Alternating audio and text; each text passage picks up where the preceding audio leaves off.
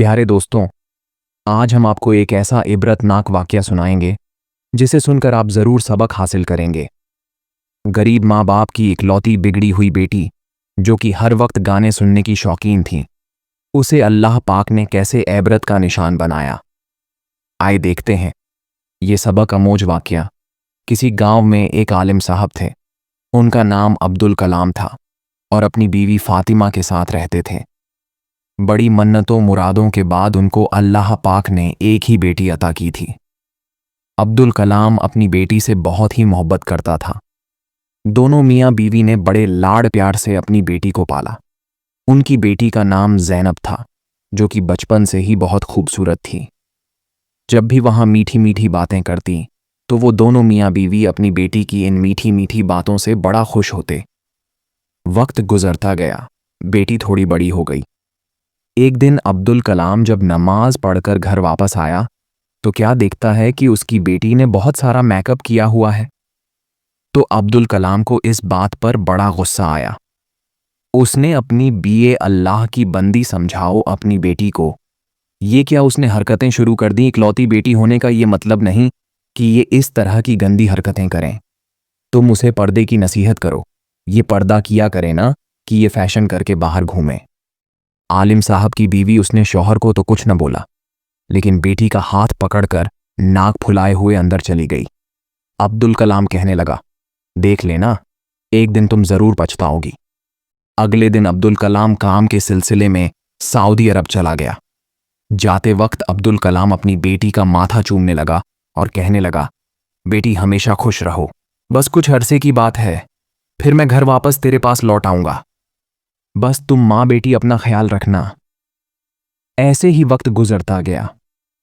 एक दिन ज़ैनब की माँ घर का कुछ काम कर रही थी तो अचानक बेटी अपनी माँ के पास आई और कहने लगी, माँ, मुझे मोबाइल लेना है। मेरे साथ की जो लड़कियां हैं कॉलेज में अपने साथ मोबाइल लेकर आती हैं, इंस्टाग्राम पर रील भी बनाती है, गाने सुनती है, तो मेरा भी दिल करता है कि मैं भी मोबाइल लो। जब इतनी बात माँ ने सुनी तो माँ के तो पैरों तले से जमीन खिसक गई। माँ बोली, बेटी, ये तुम क्या कह रही हो? पहले भी तुम्हारे बाप को तेरा मेकअप करना बिल्कुल पसंद नहीं, इसी वजह से तेरे बाप ने मुझे डांटा था। लेकिन माँ की बात सुनकर ज़ैनब को बहुत ही ज्यादा गुस्सा आया। अपनी माँ को बोली, माँ, मुझे नहीं पता, ना तो मैं कुछ खाऊंगी, ना पीऊंगी, ना कोई घर का काम करूंगी और ना ही कॉलेज जाऊंगी। चाहे जो मर्जी कर लो, जब तक आप मुझे मोबाइल नहीं लेकर देंगी मैं कोई काम नहीं करूंगी। मुझे हर हाल में मोबाइल लेना है। इतना कहकर वह रोने लगी। उसकी मां को उस पर बड़ा तरस आया, क्योंकि उनकी कोई और औलाद जो ना थी, उनकी यह एक ही तो बेटी थी। फिर ज़ैनब की मां उसके पास आई और बोली, बेटा, अल्लाह का वास्ता खाना खा लो, तुम्हारी तबीयत खराब हो जाएगी। चलो, मैं तुम्हारे आगे हार मान लेती हूं, मैं तुम्हें मोबाइल लेकर दूंगी, बल्कि हम आज ही तुम्हारा मोबाइल लेकर आएंगे। ये बात सुनते ही ज़ैनब के चेहरे पे मुस्कुराहट आ गई। इसके बाद दोनों माँ बेटी बाजार चली गईं और ज़ैनब की माँ ने उसे नया मोबाइल खरीद दिया। अब तो ज़ैनब बहुत ही ज़्यादा खुश थी, क्योंकि उसकी इतनी बड़ी ख्वाहिश जो पूरी हो गई थी, जो कि नामुमकिन थी। उसका बाप तो उसे कभी भी मोबाइल ना लेकर देता, लेकिन उसकी माँ उसकी जिद के आगे हार गई थी। ये क्या होने वाला था, ये आप लोग ज़रूर सुन के जाइएगा। ज़ैनब ने जब घर आकर मोबाइल को डब्बे से निकाला तो उसकी माँ खुशी खुशी पास बैठकर बोली, बेटा, ये मुझे भी दिखाओ, किस तरह का होता है। तो ज़ैनब के तो फौरन ही तेवर बदल गए। कहने लगी, माँ, जा काम कर, तुझे क्या पता मोबाइल क्या होता है और कैसे चलता है। तू कौन सा पढ़ी लिखी है, तू तो है ही जाहिल। माँ को गुस्सा तो आया लेकिन बेटी की खातिर माँ ने सब नज़रअंदाज कर दिया। फिर वक्त यूं ही गुजरता गया। वो लड़की दिन पर दिन बिगड़ दी गई। मोबाइल में हर वक्त घुसी रहती, माँ का कहना ना मानती, ना कोई घर का काम करती और ना ही नमाज अदा करती। और जब माँ नमाज पढ़ने लगती तो उस लड़की को इस बात की कोई फिक्र ना होती। बस वह मोबाइल में गाने चलाकर सुकून से सुनती रहती। जब वो नमाज पढ़ रही हूं तो ध्यान भटकता है। आगे से बेटी जवाब देती, माँ, तू नमाज कब पढ़ रही है? तेरे कान तो मेरे मोबाइल की तरफ लगे रहते हैं। माँ फिर भी सब्र के घूंट पी गई। अब उसको अपनी बेटी की फिक्र सताने लगी कि ये बेटी क्या करे। ज़ैनब की माँ एक दिन फिर बेटी को समझाने बैठ गई कि बेटी, खुदा का खौफ करो, इतना मोबाइल ना चलाया करो, तुम्हारी आंखें खराब हो जाएंगी, तुम बीमार पड़ जाओगी बेटी, मुझे तुम्हारी बहुत फिक्र है, कुछ घर का काम भी कर लिया करो। उसने अपनी माँ को इतनी बात सुनने पर धक्का दिया और कमरे से बाहर फेंक दिया और कहने लगी कि मुझे डिस्टर्ब करने क्यों बार बार आ जाती हो? जब लाइट ऑफ हो जाएगी, मोबाइल चार्जिंग पर लगाकर घर का काम कर लूंगी। उस वक्त ज़ैनब की माँ को एहसास हुआ कि उसने कितनी बड़ी गलती कर दी और अब तो यह लड़की मेरे हाथों से निकल चुकी है। पहले तो ज़ैनब मोबाइल पर गाने ही सुनती थी, लेकिन अब तो उसने हद ही पार कर दी। वह जिस कॉलेज में पढ़ती थी, उस कॉलेज में उसके साथ एक लड़का पढ़ता था, जिसके साथ ज़ैनब की दोस्ती हो गई और दिन रात उसके साथ कॉल में लगी रहती। और ज़ैनब अपना दिल उस लड़के को दे बैठी थी। वह लड़का उसे हर तरह की हरकत पर मजबूर कर रहा था और ज़ैनब हर बात उसकी मानती जा रही थी। अब तो उसे अपनी माँ बिल्कुल भी अच्छी नहीं लगती थी। वह अपनी माँ को बर्दाश्त ही नहीं कर पा रही थी। बस हर वक्त यह दुआ करती कोई ऐसा दिन आ जाए और मेरी माँ कहीं गायब हो जाए, घर से ही चली जाए और मैं उस लड़के से जीप भर के बातें करूं। ऐसे ही जब वह उस लड़के को अपनी तस्वीरें भेज तो ज़ैनब की माँ ने उसे देख लिया तो उसने ज़ैनब के मुंह पर एक धप्पड़ मारा और बोली, क्या मैंने इसलिए तुझे मोबाइल लेकर दिया था? ज़ैनब को इतनी बात सुनकर बड़ा गुस्सा आया। उसने अपनी माँ को एक झटके से ज़मीन पर फेंका और मारने लगी और साथ साथ ये कह रही थी कि तुम्हारी हिम्मत कैसे हुई? मुझे धप्पड़ मारने की मेरी अपनी जिंदगी है, मैं उसे अपनी मर्जी से जीऊंगी और ना कहीं तू मरती है, न मेरी जान छोड़ती है। ज़ैनब अब तो नाफरमानी की सब हदें ही पार कर चुकी थी। वह अपनी माँ को बुरी तरह मार रही थी। अचानक दरवाज़ा खुला और ज़ैनब का बाप बिन बताए ही सऊदी अरब से वापस आ चुका था। उसने आते ही घर में यह माहौल देखा। उसने भागकर अपनी बीवी को ज़मीन से उठाया और बेटी को एक जोरदार थप्पड़ मारा और बोला कि बेटी, शर्मो है या, क्या बेचकर खा गई हो? अपनी ही माँ को थप्पड़ मार रही हो। ज़ैनब की माँ ने रोते रोते अपने शौहर को सब कुछ सच सच बता दिया। मैंने ही इस जलील को मोबाइल लेकर दिया, जिसकी वजह से यह लड़की बिल्कुल बर्बाद हो चुकी है। अब्दुल कलाम कहने लगा, अब क्यों पछता रही हो? ये सारा तुम्हारी डील का ही तो नतीजा है। अभी वो दोनों मियाँ बीवी इस तरह बातें ही कर रहे थे कि बेटी पाम पटकती हुई अपने कमरे में चली गई और जाते ही उसी लड़के को कॉल कर दी।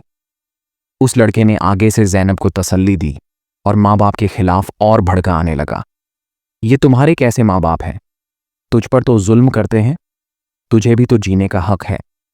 तू अगर मुझसे बात करती है तो क्या गुनाह करती है? ज़ैनब कॉल पर रोती जा रही थी। उस लड़के ने ज़ैनब से कहा, तुम्हारा बाप जो कुछ भी कमा कर लाया है, तुम ऐसा करो, सब कुछ समेट और मेरे पास आ जाओ, हम भागकर शादी कर लेंगे। ज़ैनब ने घर में माँ का जितना भी जेवर और बाप का जितना भी पैसा पड़ा था, वह उठाया और लेकर रात को चुपके से भाग गई। वह लड़का ज़ैनब का इंतजार कर रहा था। जब उसने ज़ैनब को आते देखा तो जल्दी से ज़ैनब का सारा सामान पकड़ा और कहने लगा, तुम इधर ही रुको, मैं गाड़ी का इंतजाम करके आता हूं। फिर ज़ैनब पूरी रात उस लड़के का इंतजार करती रही, लेकिन वो ना आया। ज़ैनब को वहां पर एक बुजुर्ग आते दिखाई दिए। उस बुजुर्ग ने पूछा, बेटी क्या बात है, तुम अकेली क्यों बैठी हो? और बुजुर्ग ने पूछा, बेटी क्या बौर रू क्यों रही हो? ज़ैनब ने रोते हुए उस बुजुर्ग को अपना सारा वाकया सुनाया। उस बुजुर्ग ने ज़ैनब को समझाया और बोला, बेटी, अभी भी कुछ नहीं बिगड़ा, फजर से पहले का टाइम है। फजर से पहले पहले तुम ऐसा करो, चुपके से घर लौट जाओ, तुम्हारे माँ बाप को कुछ पता नहीं चलेगा। रोने पीटने लगी। लेकिन ज़ैनब के दिल में फिर भी जरा सा रहम ना आया कि मैं अपनी गलती का तकल्लुफ करे और सब कुछ सच सच बता दूं। उसकी हरकतें वैसी की वैसी ही रहीं।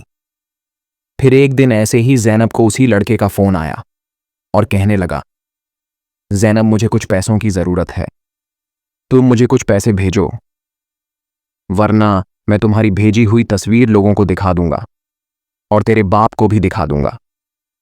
तेरे बाप की 1 टके की इज्जत ना रहेगी। अगर तुम्हें अपनी इज्जत प्यारी है तो मुझे रकम भेज दो। लेकिन ज़ैनब तो अपने बाप का सारा पैसा पहले ही बर्बाद कर चुकी थी और उनकी इज्जत बच जाएगी।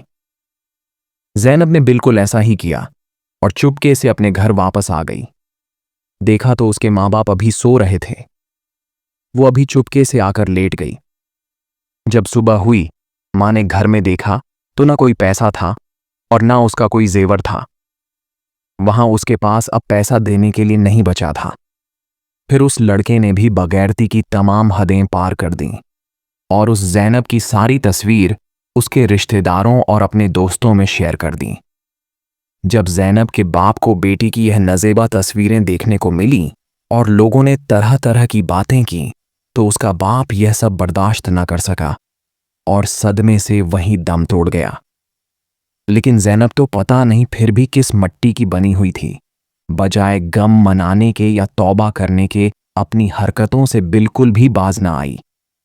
अब तो वह ज़ैनब क्लब जाना शुरू हो गई और अब उसकी बेवा माँ बेचारी बेटी को बड़ा समझा रही थी, लेकिन बेटी तो बिल्कुल बिगड़ चुकी थी। अब ज़ैनब ने रात को भी लेट से आना शुरू कर दिया, क्योंकि बाप का साया उसके सर पर नहीं रहा था, जिसने उसे डांटना था। इसलिए और आज़ादी से फिरने लगी। उस लड़की को घर की कोई फिक्र नहीं थी। घर में मेरी माँ किस तरह से गुजर बसर कर रही है, तरह मेरी खाना पीना पूरी कर रही है और किस तरह घर का किराया दे रही है, उस लड़की को हर वक्त अपनी ही पड़ी रहती थी।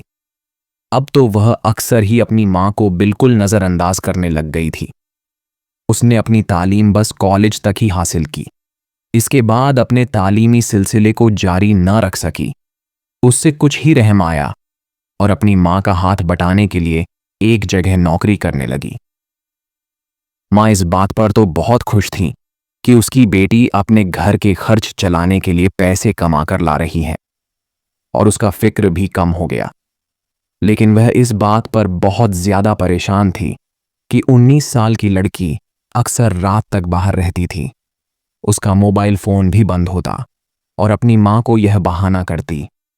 एक काम की ज्यादती की वजह से वह अपना मोबाइल बंद कर देती है।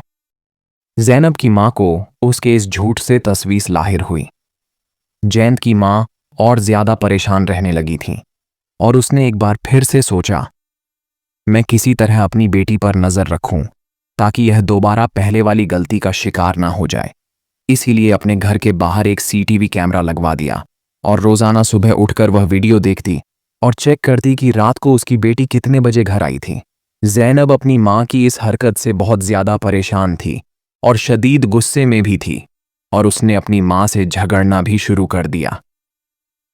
तुम अपनी बेटी पर शक कर रही हो, यह अच्छा नहीं है। लेकिन ज़ैनब की माँ ने वहां कैमरा लगाए रखा और रोजाना की बुनियाद पर यही चेक कर रही थी कि उसकी बेटी रात को किस वक्त घर लौटती है। एक रोज ज़ैनब अचानक गायब हो गई। माँ को उसी बात का डर था और वही हुआ। ज़ैनब की माँ अब कई दिन तक उसका इंतजार करती रही।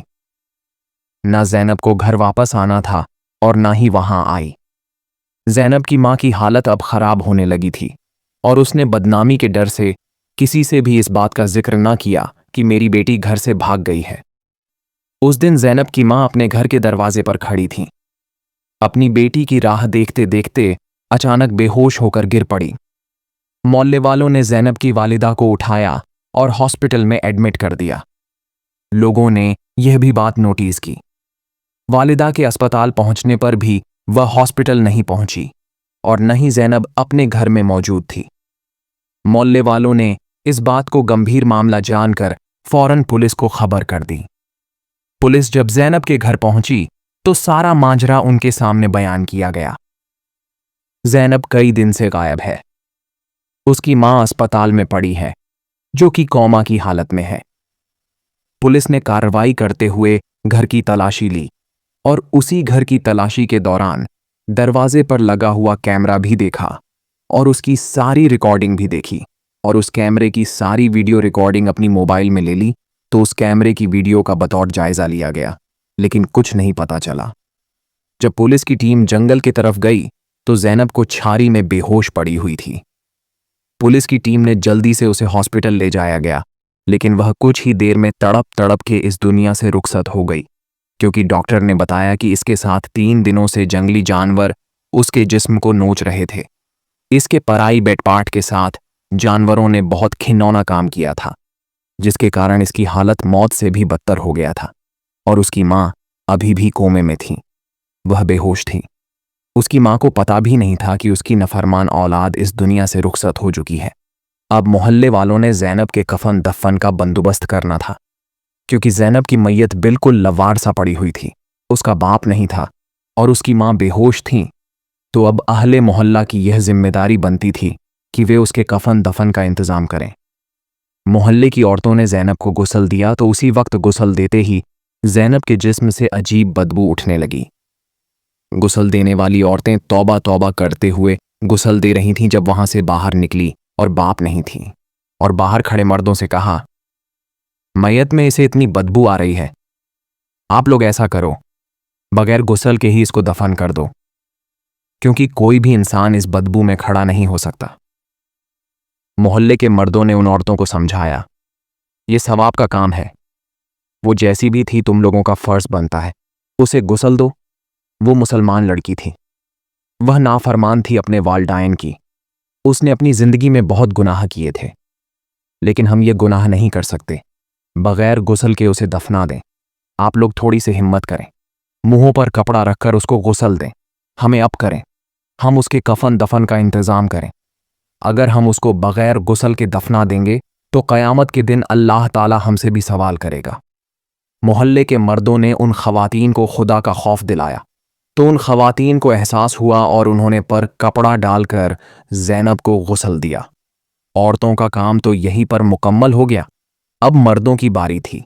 उन पर एक अजीब आजमाइश आ गई थी। जैसे ही उन्होंने ज़ैनब की मैयत को उठाया तो चारपाई इतनी भारी हो गई कि उनसे उठाई ही न जाती थी। सब बहुत परेशान थे। अचानक से बारिश शुरू हो गई। दोपहर का वक्त था और सब लोग बारिश के थमने का इंतजार कर रहे थे ताकि उसको सही तरीके से दफना सके। दोपहर से रात हो गई। बारिहर का मौसम ऐसा था कि कोई भी इंसान इस मौसम में बाहर निकलकर ज़ैनब की तदफीन नहीं कर सकता था। सब लोग परेशान थे। 2 दिन मुसलसल बारिश होती रही और इतनी ज्यादा बारिश हुई, मुमकिन ही नहीं था कि कोई बाहर निकले।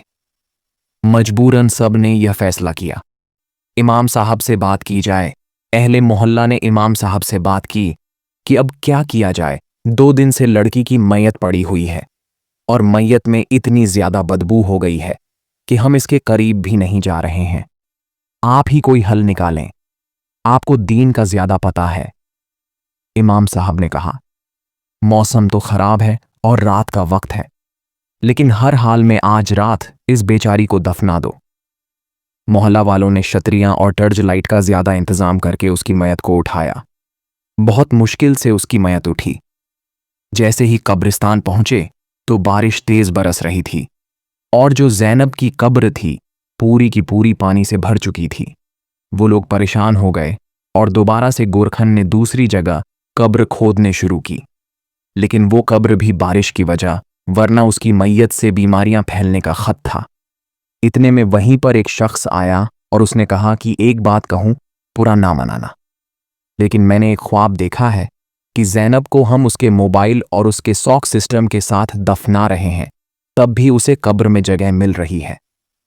जब उस शख्स ने अपना ये ख्वाब सबको बताया तो सब परेशान हो गए कि आखिर कैसे ज़ैनब को इन सब चीज़ों के साथ दफनाया जाए।